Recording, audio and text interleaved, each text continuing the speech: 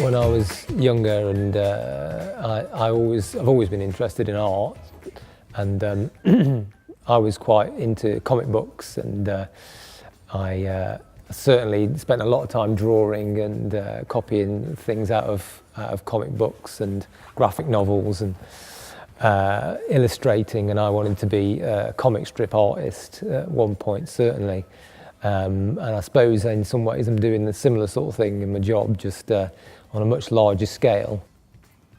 The process that we have to go through, I suppose, as you'd call it, the designer and the production manager usually would bring in a model or a piece of scenery to be made.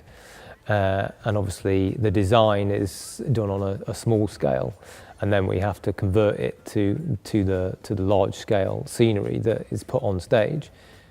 When you go to see a show, I suppose it's easy to forget the amount of work, or not realise the amount of work that might go into that being produced. You know, the guys in the metal workshop have to fabricate everything from lengths of steel, and it's welded together to produce, you know, whatever shape it is that's required, and then clad with the wood, or you know, things are also constructed out of wood, and then it's sent down to us to finish off, really, and make it look good.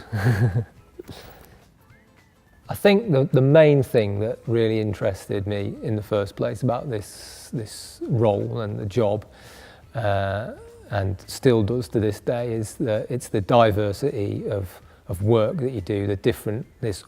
When a designer or a production manager brings the model box that we work off into the office, and we look at it for the first time, and you think, how are we going to do that bit? How are we going to create that effect? And you could be going from painting the interior of a stately home, perhaps, and then you might, at the same time, you might be, I mean, one instance, we had to recreate a plane crash in the middle of Regent's Park in London, so that was quite an interesting one.